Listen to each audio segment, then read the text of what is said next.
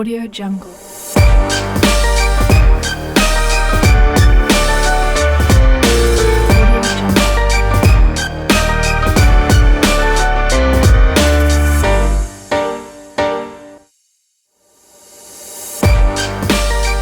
Jungle. Assalamualaikum warahmatullahi wabarakatuh. Selamat pagi dan salam sejahtera kita untuk semua.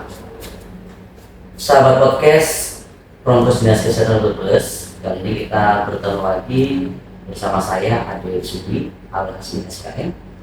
Dan juga untuk pembahasan atau materi hari ini yaitu tentang infeksi menular seksual, HIV dan AIDS. Kali ini kita mendatangkan narasumber dari Komisi Penanggulangan AIDS Kabupaten Brebes, yaitu Mbak Widya Gunamulya SST. Selamat pagi Mbak. Pagi Mas Ade. Ya. Sebelumnya masuk ke materi, tentunya kita akan memperkenalkan Mbak Widya, seorang penyuluh ya di Komisi Penanggulangan AIDS. Silakan Mbak Widya. Halo sahabat podcast Promkes Dinas Kesehatan Kabupaten Brebes. Perkenalkan, saya Widya Gunamulya. Saya sebagai penyuluh di Komisi Penanggulangan AIDS. Teman-teman bisa panggil saya Widi. Saya juga bekerja di RSUD Brebes. Oh iya, itulah tadi sahabat podcast perkenalan singkat oleh Mbak Widi selaku narasumber yang nanti akan mengupas tuntas tentang infeksi menular seksual, HIV dan AIDS. Ya Mbak Widi, tadi sudah memperkenalkan diri ya. Tentunya sahabat podcast sudah mengenal dan juga dengan sebutan atau dengan panggilan nama yang singkat Mbak Widi ya. Mbak Widi, akhir-akhir ini marak sekali tentang kasus HIV yang terjadi di Brebes. Di antaranya adalah beberapa komunitas yang sangat berisiko ya di Kabupaten Brebes. Ada Baria, ada LSR, Seperwati, dan juga ada WPS ya, wanita proses seksual, dan juga ada HRM, abusement atau pelanggaran. Itu sekali. Mbak Widi, kalau kita berbicara tentang IMS, tentang HIV dan AIDS itu menurut saya sudah tidak asing lagi. Bahkan mungkin sahabat podcast juga tidak artinya tidak awal lagi dengan istilah itu ya, IMS, HIV dan AIDS. Namun betul, namun dengan adanya Mbak Widi datang ke sini sebagai narasumber, biar lebih jelas lagi nih, biar sahabat podcast atau masyarakat Kabupaten Brebes lebih tahu lagi bagaimana sih IMS itu bisa dicegah penularannya, bagaimana cara pencegahannya. Jadi IMS yang tadi, IMS itu merupakan infeksi penularan seksual. Jadi penyakit ini penularannya melalui hubungan seksual misalnya. Jadi penularannya melalui hubungan seksual. Nah, IMS ini sangat erat kaitannya sama HIV karena IMS ini merupakan pintu gerbangnya menuju HIV itu misalnya. Nah, IMS ini macam-macam. Yang namanya penyakit menular seksual ya. Jadi ya tempatnya di sekitar kemaluan. Ya, oh di sekitar kemaluan perempuan maupun laki-laki. Maupun laki-laki, betul. Jenisnya ada macam-macam saja. Ada kondiloma, ada sifilis, ada herpes kelamin, ada kutil ya, tadi kondiloma sudah ya, kondiloma. Terus ada lagi namanya kutu pubis. Kutu pubis Ya. Kayak tuma gitu ya? Itu kan ngomongnya tuma ya. Kalau itu kutu tapi di pubis. Oh, kutu tapi di pubis. Bukan kutu yang ada di kepala, bukan? Ya, di rambut tapi bagian bawah ya. Iya. Iya. Ya. Oh, itu berarti salah satu jenis dari IMS ya. Betul. Jenis-jenisnya ada sifilis, ada kondiloma, ada kutu pubis, dan ada Gonore juga ya. Gonore Itu kencing anak. Ya, itu jenis-jenisnya. Iya. Bagaimana cara pencegahannya ini, Mbak Widi? Cara pencegahannya tidak melakukan hubungan seksual. Terus bergonta-ganti pasangan. Tidak melakukan Tidak melakukan hubungan seksual itu bagi yang belum menikah. Belum menikah. Iya. Tapi untuk yang sudah menikah tidak bergonta-ganti pasangan yang tadi. Artinya harus satu pasangan itu. Pasangan yang sah ya. Sah ya, harus yang sah. Kemudian kalau IMS ini kan kadang pencegahannya itu tadi ya tidak gonta-ganti pasangan. Kemudian pakai kondom lah ya. Menggunakan Kondom betul, pakai kondom. Jadi yang berisiko terkena IMS ini tadi, yang suka gonta-ganti pasangan, yang suka jajan, atau punya pasangan tapi punya pasangan lagi. Misalnya nggak perlu kemungkinan kalau yang mempunyai istri lebih dari satu itu kan juga beresiko karena udah dari pasangan juga. Terus korban pemerkosaan, iya pelecehan seksual, kita nggak tahu yang merkosa siapa, nggak ngerti dia latar belakangnya seperti apa. Kadang kalau suka jajan ya itu cuma cantiknya aja ya, maksudnya ya cantik putih tapi ternyata nggak tahu ya dalamnya bagaimana gitu. Oke, Mbak Nidi, itu tadi jenis-jenis yang berkaitan dengan IMS sudah disampaikan dan juga penularannya juga sudah disampaikan, jelaskan baik pencegahannya. Namun IMS sendiri itu sebagai pintu gerbang ya, pintu gerbang yang akan menjadi HIV atau AIDS. Namun dengan situasi yang sekarang ini kan banyak pergaulan-pergaulan bebas gitu ya, rentan sekali mungkin ya, rentan sekali untuk berdampak risiko ke arah ke situ ya. Namun tadi yang disampaikan Mbak Widi salah satunya ada sebagai menggunakan seperti ya kondom gitu ya. Tapi bukan berarti kondom ini dipakai atau menyatakan seks bebas, namun bagi pasangan yang berisiko, pasangan yang berisiko dan mungkin pasangan yang sah ya. Kalau merasa berisiko ya menggunakan kondom seperti itu. Biar jajannya enak di luar, tapi kalau di rumah jangan nyakit yang di rumah. Oh, gitu. Jangan membawa penyakit yang di luar, yang dari luar dibawa ke rumah gitu ya. Seperti itu. Terus apabila yang tadi ya, tadi kan sudah pernah pencegahannya. Sekarang apabila kita atau saudara atau keluarga sudah ada yang terkena IMS, ini yang paling penting. Biasanya kan kadang kita malu ya, malu untuk berubah, malu nanti ditanya-tanya, malu nanti rahasia identitasnya terbongkar gitu ya. Padahal sekarang ini hampir di puskesmas ya di Kabupaten Brebes sudah menyediakan klinik IMS. Klinik IMS. Iya, jadi di situ pasien bisa berobat secara gratis. Rahasia juga terjamin. Jangan sekali-kali mengobati sendiri. Jangan sekali mengobati sendiri. Betul. Bukan luka sembarangan ya. Iya, jadi jangan kayaknya tuh namanya di sini ya. Malu ini mau periksa, aku mau apotek lah, mau beli antibiotik. Nah itu justru malah tambah kaprah ini. Bukannya malah tambah sembuh, tapi malah tambah kebalan sakit IMS ini. Terus kalau periksa minum obat sampai habis sesuai dengan petunjuk dokternya. Terus tidak melakukan hubungan seksual dulu selama masa pengobatan. Jadi biar nggak terjadi kayak bola pingpong yang tadi. Misalnya suami si A ini terkena IMS. Nah habis itu dia berobat, tetapi si istrinya juga nggak berobat, harus sama-sama berobat semuanya biar nggak terjadi bola pingpong. Ini suaminya sembuh, nanti istrinya kena berobat sembuh, suaminya kena lagi. Jadi harus dua-duanya periksa, jangan berhubungan seksual dulu sampai benar-benar IMS sembuh. Artinya tidak boleh berhubungan dulu, itu libur dulu, puasa dulu lah ya. Oh gitu. Ya sahabat podcast, menarik ya dengan pembahasan ini. Jadi walaupun kita membahas, tapi ada sedikit mengarah ke bahasa sini saru ya.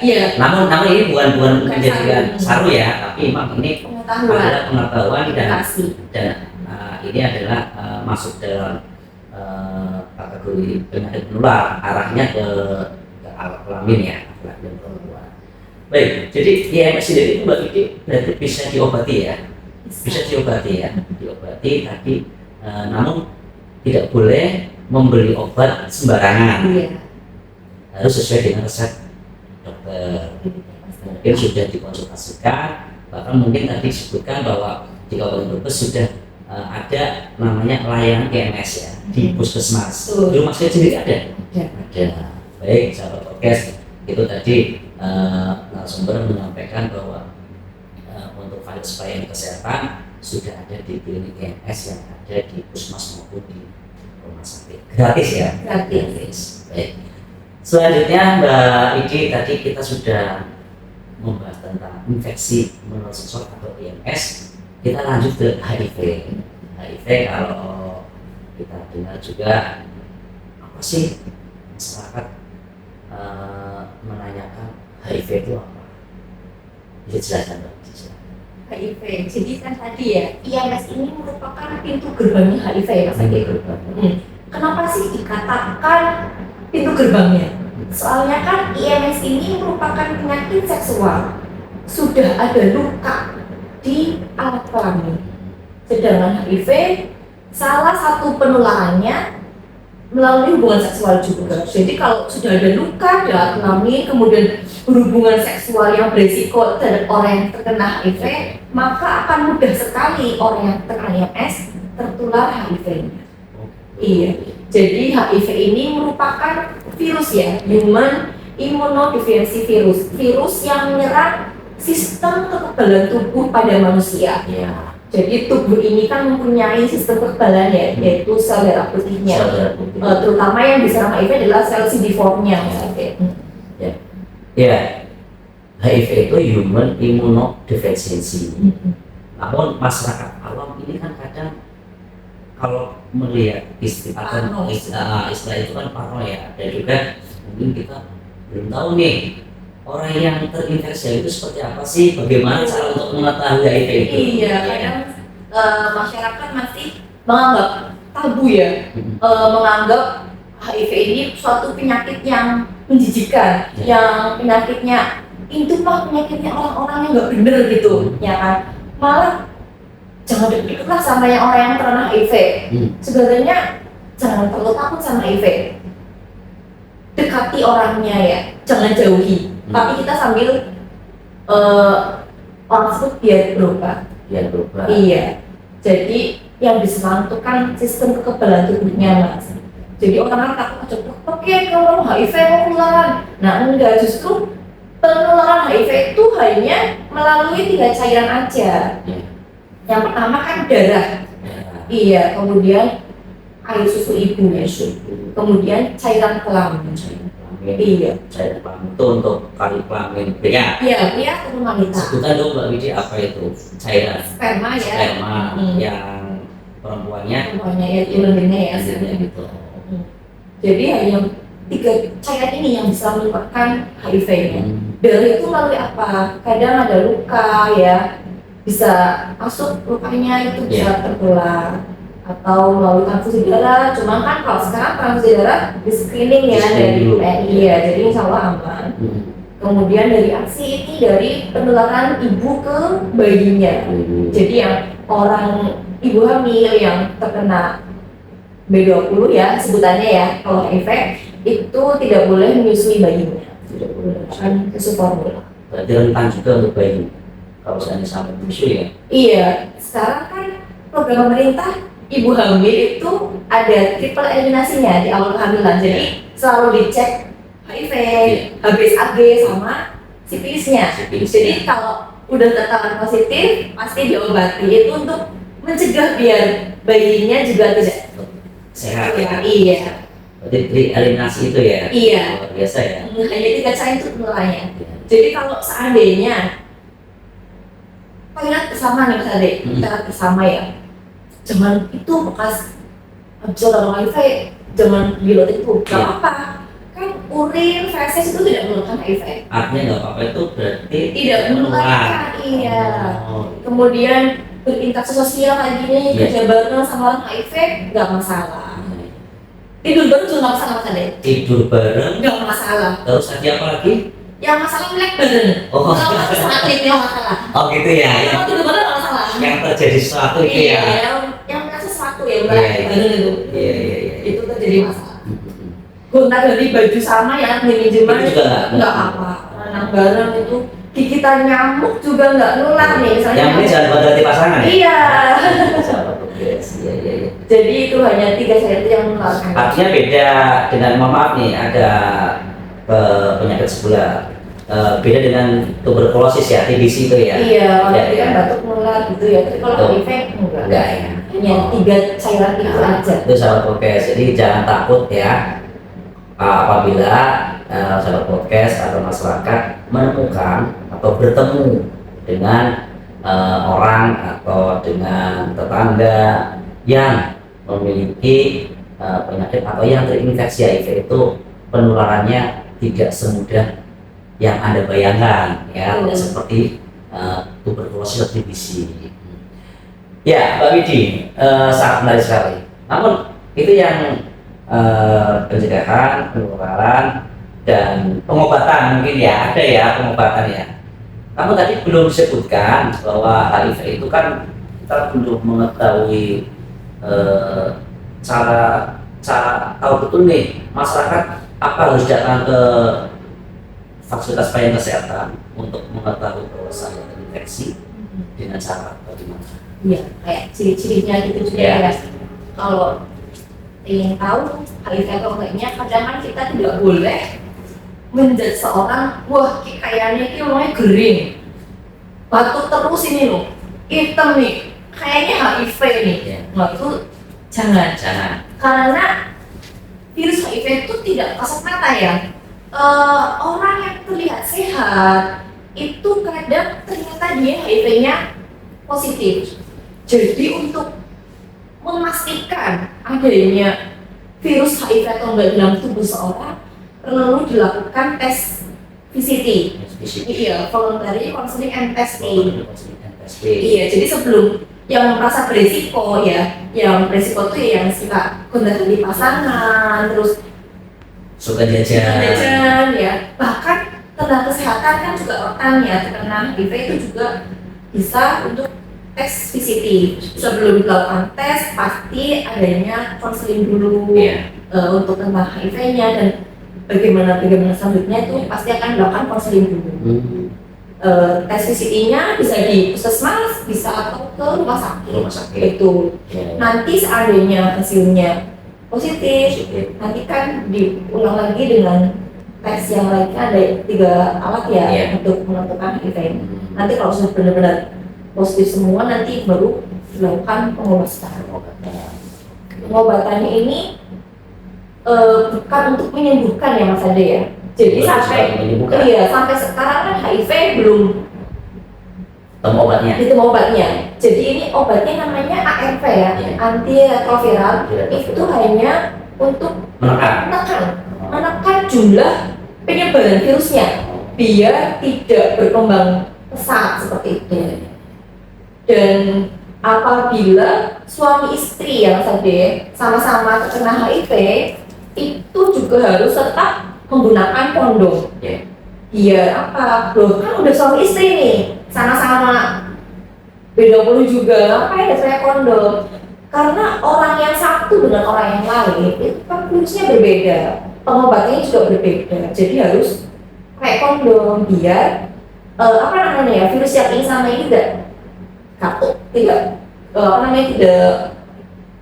barengan lagi gitu ya. Jadi harus pakai kondom. Berarti pada prinsipnya kalau kita melihat seseorang, terus orang itu memiliki gejala atau tanda sakit dengan mencirikan tadi yang disebutkan kurus, ada apa itu, kita tidak boleh langsung menjudge bahwa orang itu terkena HIV/AIDS ya. Namun diarahkan bahwa orang itu harus dilakukan namanya VCT dulu ya, yang ada di rumah sakit atau puskesmas. Sehingga nanti kita tahu orang itu kalau sudah dilakukan VCT terinfeksi apa tidak. Gitu ya. Kalau sudah jelas terinfeksi berarti nanti dilanjutkan untuk pengobatan. Namanya tadi ARV ya. Iya. Ya, sahabat podcast, ini sudah mulai panas kalau kita berbicara tentang MSRD itu, kalau orang yang tidak tahu penularannya kadang parno ya, merasa takut, was-was, terus bahkan tadi sampai terjadi adanya diskriminasi dan stigma, menjauhi, mengucilkan. Ini yang kadang terjadi di masyarakat ya, artinya di lingkungan kita. Oke. kita sudah membahas tentang IMS, sudah membahas HIV, dan terakhir nih tentang air ini.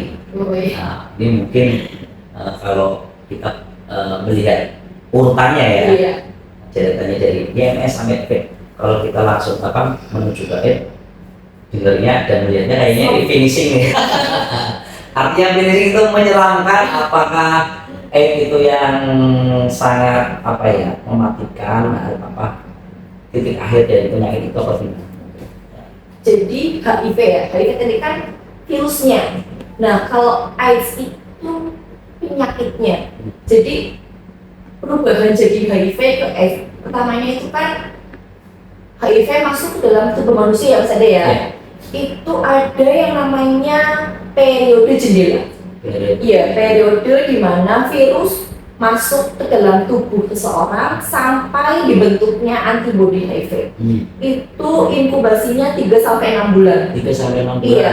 Jadi pada masa periode jendela itu kalau dites HIV, tes VCT, itu hasilnya masih menunjukkan negatif maksudnya. Belum positif. Tetapi ini gelinya loh. Pada masa periode jendela ini sudah bisa menularkan ke orang lain. Betul, padahal dicek negatif ya. Tapi itu pas jendela masih bisa menularkan.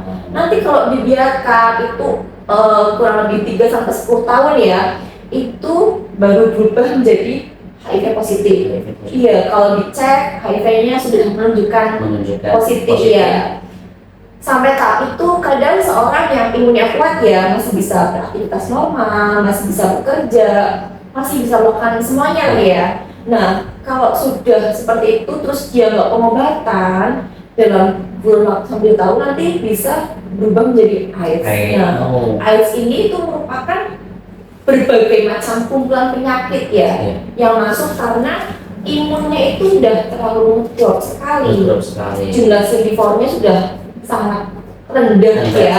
Jadi berbagai macam penyakit itu masuk. Kadang diare, kadang batuk nggak sembuh-sembuh ya, penyakit TB atau penyakit semuanya itu gampang sekali masuk sakit karena kan nggak punya imun ya. Beda kalau orang yang sehat ya, kayak kita sehat, kita batuk ya, kadang tanpa obat pun kadang kita bisa sembuh sendiri ya Mas Eda ya, karena kita punya antibodi ya, tapi kalau yang orangnya kena HIV kan dia nggak punya antibodi, jadi sakit tuh lama. Kalau nggak diobati itu berbagai macam penyakit bisa masuk ya, itu yang tidak cepat meninggalnya. Berarti pada dasarnya AIDS itu satu kumpulan penyakit yang masuk dalam organ tubuh manusia yang sudah tidak bisa ya, sudah tidak bisa terbentuk oleh imun tubuh kita ya, sehingga terjadilah AIDS. Ya, kalau dibilang itu sudah titik akhir ya, tinggal menunggu ya berarti ya, karena sudah nggak ada imun, sudah tidak ada penekan virusnya, karena mungkin mereka tidak melakukan pengobatan, tidak ada pemberian obat semacam ARV atau viral. Tapi beda kalau orang yang HIV positif, tapi dia rutin minum ARV. Iya. Seandainya ada pasien baru yang terindikasi B20 ya, itu nanti akan didampingi oleh sahabat-sahabat pendamping ODA untuk dilakukan support, untuk minum obat seperti itu. Karena mereka pun juga sama-sama ODA, jadi mereka juga mensupportnya kan lebih enak. Bisa hidup lebih lama dengan ARV itu. Bisa melakukan aktivitas biasa, bahkan orang yang nggak tahu dia tahunya ya itu orang sehat. Iya, benar nggak tahu kalau dia penderita B20, tapi karena dia minum ARV-nya rutin, jadi ya sama kayak kita semua. Sahabat podcast ya.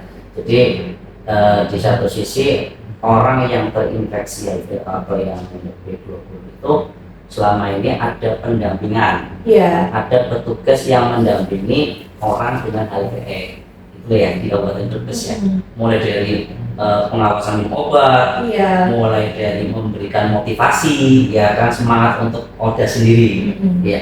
Itu penugasannya langsung dari mana Mbak? Komisi Kabupaten Brebes apakah membentuk satgas? Apakah ada satu lembaga atau LSM yang membentuknya? Ada lembaga sendiri yang tentang itu sendiri ya. Berarti sudah sudah ada potnya masing-masing. Iya. Jadi dari KPA sendiri itu sudah memiliki satu kesatuan tugas yang menjalankan program IFED ini ya. Luar biasa. Ya, sahabat podcast Promos dan Desa Trubus, itu tadi narasumber kita sudah menyampaikan, menjelaskan tentang IMS, tentang HIV dan AIDS, baik pencegahan, penularan, bahkan sampai dengan perawatan maupun pengobatan ya tentunya. Dan juga sebelum kita tutup ya untuk podcast kali ini bareng dengan Mbak Widi, tentunya KPA Komisi Penanaman Data Berbes ya, itu seperti lembaga ya, itu mungkin bisa membuka berbentuk pelayanan seperti apa aja nih Mbak untuk KPA sendiri, membuka untuk para masyarakat baik layanan konsultasi atau apa itu bisa. Kalau mau butuh apa bisa ke KPA. Bisa KPA. Beralamat di mana ya Mbak? Di Jalan Sultan Agung ya. Oh yang di sini ya? Oh berarti yang satu bangunan dengan Desda. Iya Jalan Sultan Agung ya kalau nggak salah itu Jalan Sultan Agung nomor 73 ya. Iya. Terus ya sahabat podcast itu tadi Mbak Widi menyampaikan barangkali ada informasi-informasi tentang pencegahan, baik penanggulangan atau penyuluhan itu dengan narasumber atau butuh dengan logistik seperti apa Mbak? Kondom ya. Untuk Bisa pencegahan ya. HIV itu ada 5 saja tadi Ada 5 ya. ya. Jadi untuk gampangnya pencegahan HIV itu ada 5. Ya. A, B, C, D dan E. Pencegahan ya. Iya, pencegahan ini ada 5. Yang pertama adalah A. A ini adalah abstain. Artinya itu puasa. Ya. Tidak melakukan hubungan seksual dulu sampai dengan waktunya ini. Untuk yang para single yang belum menikah ya itu puasa dulu. Yang kedua adalah B, be faithful. Itu artinya saling setia sama pasangannya. Satu aja cukup. Satu aja. Bisa nambah-nambah. Yang ketiga adalah C ya, kondom. Kondom. Nek ibaratnya kayak kalau waktu itu iso ditambani, nek waktu kayak kadang ada nambani. Jadi bukan berarti nyuruh untuk berbuat seperti itu, tapi tolong kalau pas beresiko ya pakai kondom. Betul, pakai kondom.